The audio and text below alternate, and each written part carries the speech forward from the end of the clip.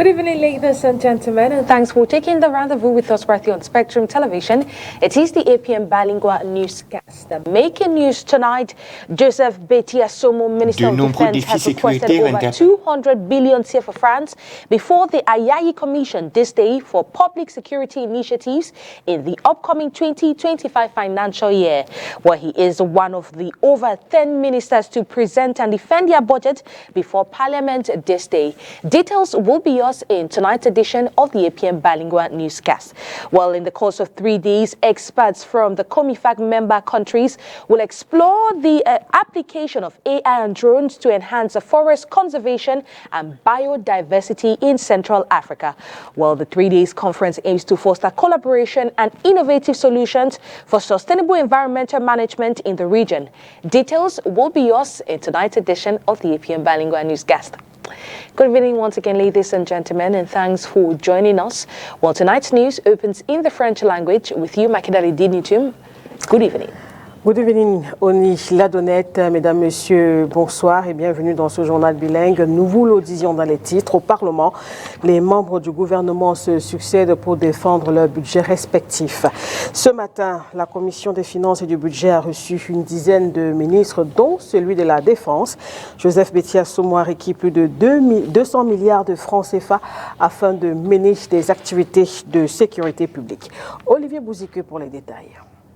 De nombreux défis sécuritaires interpellent le ministère de la Défense pour l'année 2025.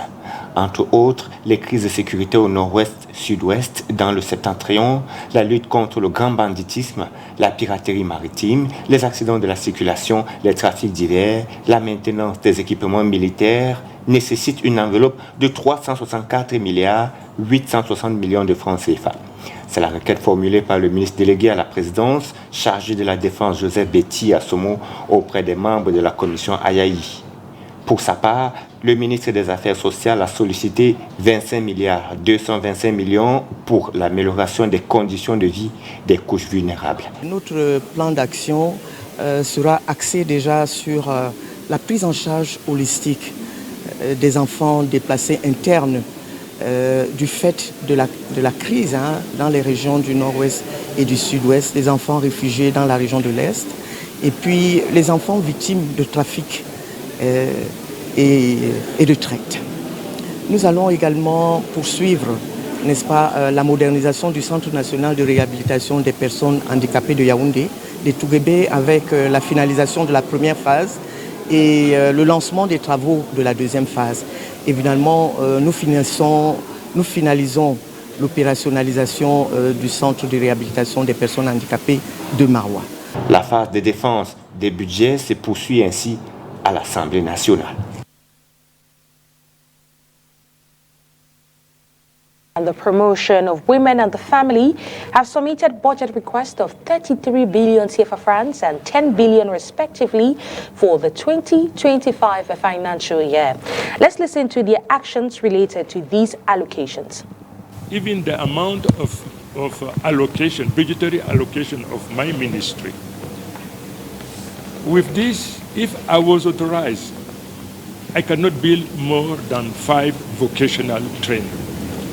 Keep in mind that the fact that the head of state instructed his government to shift the artisan rural center into vocational training with modern trade. It is very expensive.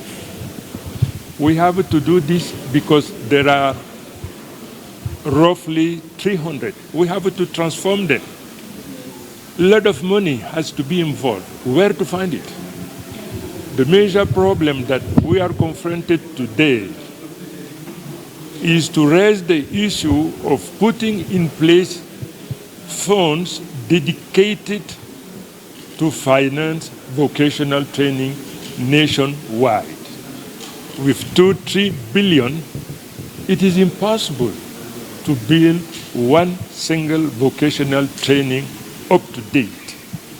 The reason why the debate that I had a while ago with MPs, I want the entire chamber to be the leverage that engage in promoting the importance of vocational training nationwide.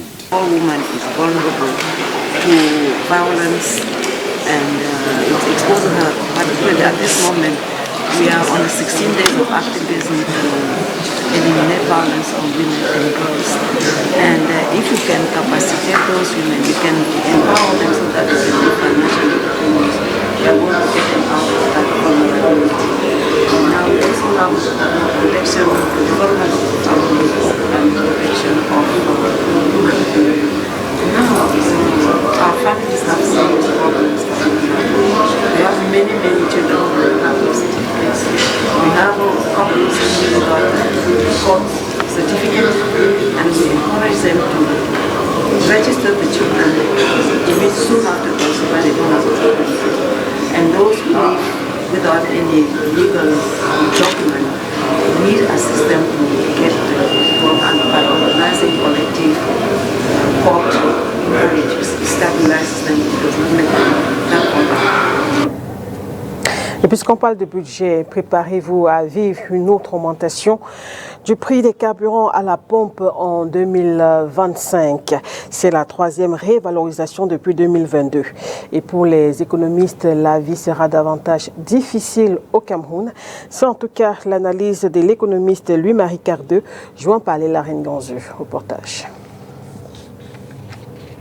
Il convient aussi de signaler que la dynamique de la baisse des subventions des prix des carburants à la pompe sera renforcée. Celle-ci passant de 263 milliards de francs CFA en 2024 à 15 milliards de francs CFA en 2025. Extrait de l'exposé des motifs du projet de loi de finances 2025 sur la table des parlementaires depuis ce dimanche 1er décembre. En d'autres termes, le gouvernement camerounais prévoit, conformément aux prescriptions du Fonds monétaire international, de réduire une nouvelle fois l'enveloppe de subventions sur les produits pétroliers. Conséquence, une autre augmentation du prix des carburants à la pompe en 2025. C'était prévisible? Oui, parce que c'est une prescription du FMI. Et le FMI fait cette prescription pour que le Cameroun ne sombre pas dans ce qu'on a appelé le surendettement, l'étape du surendettement, qui est sur le marché international une étape d'insolvabilité. Et donc, si vous avez vu notre notation dans toutes les agences de notation, le Cameroun est au bord du surendettement. Et si le Cameroun ne fait pas cette augmentation avec les ressources supposées être sûres, alors on sombre dans l'insolvabilité. C'est ça ce que ça veut dire surendettement sur le marché international. Et c'est donc la bataille qui est les enjeux de tout ce qui va se passer. Il y aura une augmentation, mais je veux que ce soit clair, cette augmentation est une option économique intenable, inexplicable scientifiquement. C'est quelque chose qui relève simplement de la mafia. Notons que cette augmentation du prix des carburants à la pompe sera la troisième du genre depuis 2022, pour une enveloppe de subventions qui dépassait les 1000 milliards de francs CFA cette année-là, à en croire le chef de l'État. Disons-le, cette autre revalorisation du prix des carburants ne va pas se faire sans impact sur la vie des Camerounais en termes d'inflation. Quand on parle de vie chère, on regarde les prix, effectivement, mais on regarde aussi les revenus. À tout point de vue, rien n'a annoncé pour l'augmentation des revenus, sinon une surtaxation. Et à chaque fois qu'il y a surtaxation, on s'attaque au pouvoir d'achat, on s'attaque au panier de la ménagère. Et c'est ce qui va se passer et c'est ce qui va rendre la vie encore plus dure. Troisièmement, vous aurez des coûts de production plus élevés parce que sur le carburant, il n'y a plus de soutien à l'État, de l'État qui représentait 48 francs. Ce qui veut dire que l'on va augmenter le prix du carburant et donc que l'on va avoir des coûts de production plus élevés. Coûts de production plus élevés signifie que les prix, les entreprises, les producteurs vont aussi vendre plus élevés. Coûts de transport plus élevés, ça signifie que les prix de revient sur le marché seront plus élevés. Et donc, la vie ne sera pas facile en 2025. On l'apprend également, dans ce contexte de restructuration budgétaire, le Cameroun envisage de réduire les aides aux sociétés étatiques, soit 1,5 milliard de francs CFA en 2025, contre 3,8 milliards de francs CFA en 2024. Restons toujours en économie. Ouvert hier à Douala, l'atelier de validation d'une charte du contenu local pour les petites et moyennes entreprises et toutes petites entreprises camerounaises s'est achevé ce jour. Pour les syndicalistes, c'est un document qui vient s'ajouter à d'autres tout aussi bons. Seul bémol, l'application sur le terrain. Nous proposons d'écouter Isaac Bissala. Il est président de l'Union générale des travailleurs du Cameroun, UGTC. Il est au micro des STV. Les activités, si elles sont bien menées, ça peut aider le Cameroun à créer des emplois décents. Malheureusement, à chaque fois que nous avons travaillé, à chaque fois que nous avons eu à prendre, excusez-moi l'expression, à prendre un document, on ne sait plus ce que ce document-là devient. Et lorsque le multinational vient au Cameroun pour s'installer, au lieu de voir exactement que ces multinationales respectent ce qui est écrit, malheureusement, certains Camerounais bénéficient peut-être de cette présence pour pouvoir faire de la corruption en faisant embaucher les leurs, sans voir exactement si les dispositions des conventions sont respectées. Donc, c'est très bien ce que nous faisons au Cameroun. Malheureusement, l'application de ce que nous faisons pose problème. Des gens qui signent des conventions avec des multinationales qui arrivent au Cameroun, d'après l'Organisation internationale du travail, ces multinationales doivent d'abord rencontrer les employeurs et les travailleurs du pays pour voir exactement comment ces multinationales vont appliquer certains textes en ce qui concerne par exemple la sous-traitance pour les PME et les TPE du Cameroun et pour les conditions conditions de vie des travailleurs qui seront employés dans ces travaux. Malheureusement, personne ne veut les faire ainsi rencontrer les partenaires sociaux. Parlons d'autre chose à présent dans ce journal. Mettre ensemble les acteurs de la conservation de la biodiversité, des aires protégées et des nouvelles technologies pour un meilleur rendement, c'est l'objectif de la toute première conférence Geotech for Nature. Les technologies de l'IA et des drones pour améliorer la gestion des aires protégées dans les pays membres de la COMIFAC. Et le thème des travaux de 3 jours, ouvert aujourd'hui même dans la ville de Douala. Le compte rendu d'Oyan Donkeng et Nono Fetui. La conservation de la biodiversité des aires protégées en Afrique centrale, ça rime à l'ère du temps. Au regard des multiples avantages qu'offrent les nouvelles technologies, les pays membres de la Commission des forêts d'Afrique centrale ont décidé d'innover. L'utilisation des données géospatiales et de l'intelligence artificielle revêt une importance particulière pour la gestion durable des aires protégées de l'espace COMIFAC, tout simplement parce que ça nous permet d'exécuter des tâches qui avant nous prenaient beaucoup plus de temps, d'exécuter ces tâches beaucoup plus rapidement. Et nous avons introduit donc l'intelligence artificielle et les données géospatiales dans presque toutes les activités de gestion des aires protégées, ce qui nous a permis donc de réduire considérablement déjà le temps que nous mettions sur le terrain pour réaliser certaines tâches, de réduire aussi l'effort de patrouille sur le terrain. Parce qu'avec les drones, nous pouvons détecter où se trouve la menace assez rapidement et intervenir directement, être focalisés. Ça nous a aussi permis de très rapidement réduire donc les risques. Parce que généralement, nous marchons à l'aveuglette dans les aires protégées, à la recherche des braconniers. Dans cette révolution, données géospatiales, drones, capteurs et autres intelligences artificielles seront mises à contribution. Dans le cadre de cette conférence, je suis commis pour non seulement la présentation du drone, de présenter son fonctionnement et de présenter les objectifs qui doivent être atteints à partir de l'utilisation donc de cet outil au niveau du complexe BSB à Moussa dont nous assurons l'appui. Outre l'amélioration de la lutte contre le braconnage et les conditions de travail, la faune connaîtra un meilleur suivi et donc une meilleure protection.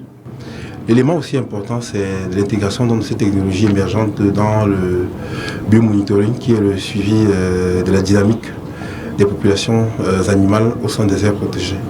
Donc avec ces méthodes automatisées, nous sommes capables aussi de réaliser des inventaires à grande échelle le plus rapidement possible grâce donc à ces méthodes, par exemple comme l'acoustique, qui sont des méthodes non invasives et qui n'ont pas d'impact sur la faune, et aussi l'utilisation des drones et des images satellitaires. La première conférence internationale Geotech for Nature s'est ouverte ce 5 décembre 2024 ici à Douala. Elle est placée sous le thème « Les technologies de l'intelligence artificielle et des drones pour améliorer la gestion des aires protégées dans les pays membres de la COMIFAC ». Les experts venus de ces différents pays, en collaboration avec GIZ et le ministère des Forêts et de la Faune du Cameroun, vont pendant 3 jours partager leurs expériences pour une amélioration de la conservation de la biodiversité des aires protégées en Afrique centrale. The inaugural Geotech for Nature conference has commenced in Douala. Well, this focused on the theme Artificial Intelligence and Drones, revolutionizing remote sensing for protected areas management in COMIFAC member countries. Well, over the 3 days, experts from these nations will explore the application of artificial intelligence and drones to enhance forest conservation and biodiversity in Central Africa. Well, the conference aims to foster collaboration and innovative solutions for sustainable environmental management in the region. Let's get more in this excerpt. Trinity F19 Plus is the material that our project work about the anti-poaching on level of the National Park of Bubanjida and the National Park of Senaura in Chad. So this drone, we have the capacity of battery, we have 1/2 minute, 19 minutes, if I can say about the autonomy. And we have 3 sensors. We have the RGB sensor, the multispectral sensor, and the LiDAR sensor. All those 3 pilots function firstly to the monitoring of vegetation, and the second of to contribute to anti-poaching at the level of the national park. Yes, in terms of cover, we must do 700 hectares with 1 battery, and we have on 1 drone we have 2 batteries. And we can cover like 1,400 hectares on 2 flights. And now, in 1 day, we can do 3 or 4 flights. It's about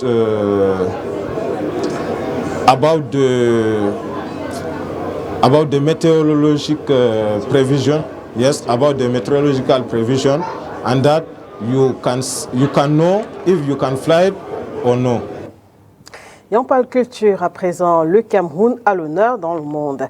Après le Ngoun Festival du peuple Bamoun en 2023, c'est au tour du Festival du peuple Sawa Longondo d'être inscrit au patrimoine culturel immatériel de l'humanité.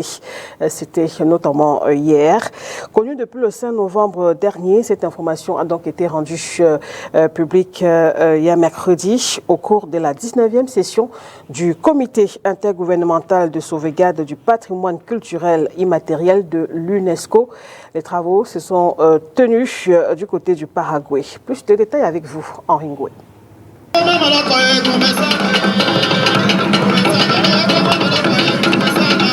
Longondo, cette grande fête traditionnelle, rituelle, mystique et culturelle qui réunit tous les peuples côtiers camerounais chaque année, et ce depuis le XVe siècle, vient de faire son entrée dans la liste représentative du patrimoine culturel immatériel de l'humanité tenue par l'UNESCO. Le culte des oracles, de l'eau et des traditions culturelles associées dont l'un des objectifs est de relier tous les Sawa de toute origine et de tous les milieux à leur mère nourricière, à savoir l'eau, est pratiquée chaque année de septembre jusqu'au premier dimanche du mois de décembre. Le Ngondo, qui se définit comme étant l'assemblée traditionnelle du peuple Sawa et dont le déroulé se fait en deux parties, l'une populaire et festive et l'autre sacrée, contribue fortement à la pérennisation des valeurs de fraternité, solidarité, de tolérance, de justice, de cohésion sociale, en plus de renforcer le rôle central des femmes dans la société Sawa. Le Ngondo, c'est aussi la promotion des soins de santé traditionnels et la transmission d'un savoir-faire médicinal ancestral basé sur des recettes thérapeutiques à base de plantes.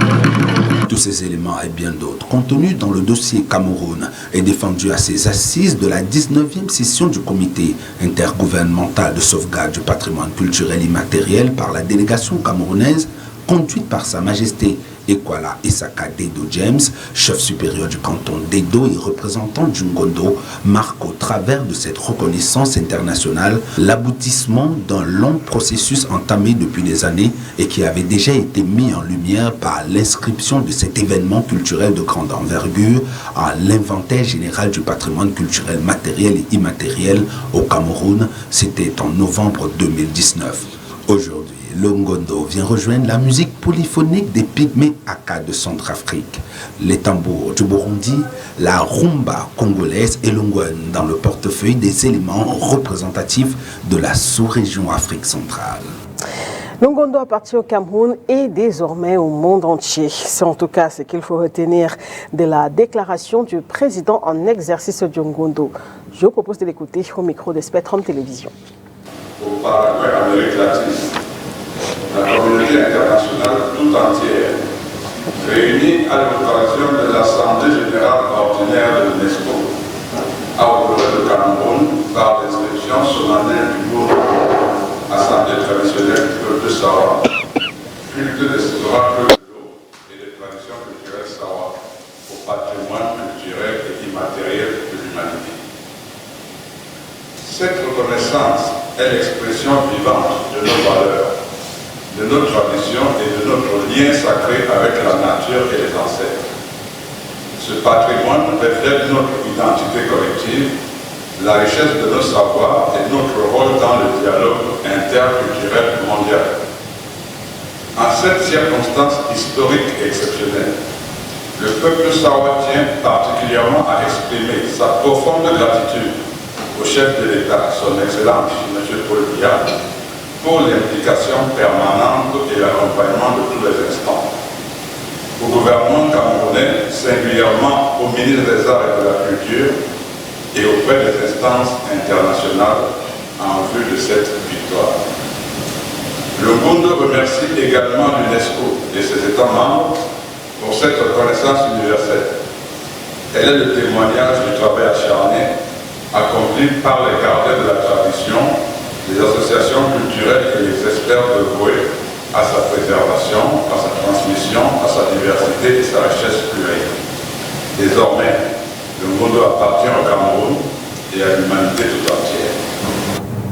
News out of the country, Kenyan brothers Mahamud and Rashid Omari are committed to doing what they can for the environment and running a successful business at the same time, while the two are turning recycled papers into pencils. Let's get more details in this report as prepared by our partners, The Voice of America. Mahamud and Rashid Omari see new beginnings in old news. The brothers retired from their careers to launch Momo Pencils in Machakos, Kenya. Acting on a suggestion by one of their business partners, CEO Mahamud says the company began transforming recycled newspapers into eco-friendly pencils. My partner came up with the idea and said that one of my co-founders said, you know, we can make pencils from newspapers. And it was a novel idea at that time. And said, okay, I didn't know it was possible, but after we did our research and everything, we realized it's possible. After extensive research and some training, Mahamud and Rashid bought the specialized equipment needed to launch their pencil-making business. Now, 5 years later, they can produce up to 1 million pencils a month. Just 2 newspaper pages can make 3 pencils with zero waste. The process begins as soon as the newspapers arrive. First, the newspaper is cut based on the measurements set by the Kenya Bureau of Standards. This is followed by rolling each piece of paper into the shape of a pencil, says Momo Chief Operating Officer Rashid Omari. That's when we paste the insert, we put the lid onto the newspaper, and roll it through the machine to get the cylindrical shape. Next, the pencils are laid out to dry in the sun. After drying, they are polished with sandpaper, followed by edge cutting. A finishing film is then applied. Rashid says the pencils are then ready for the last stages of production. Once we've done that, we go to the next, where we take it to the shrinking machine. Shrinking machine is where you bind the film onto the pencil. From there, we take it for sharpening. Sharpening, and then the last stage is packing. Momo Pencils employs about 50 people and attracts most of its customers through its official website. Mahamoud says many customers are intrigued by how the recycled newspaper pencils differ from the traditional wooden pencils. The difference is when you look at the aspect of the innovation, which is recycling, we are using newspapers instead of wood. Number two, if you look at the quality, it's long-lasting and durable. And number three is a product made in Kenya. Despite frequent economic challenges, Mahamoud and Rashid say they remain determined 5 years in to make history with their pencils. They say they hope to build a strong foundation for the future. Patrick Wanjoy, VOA Africa, Nairobi, Kenya.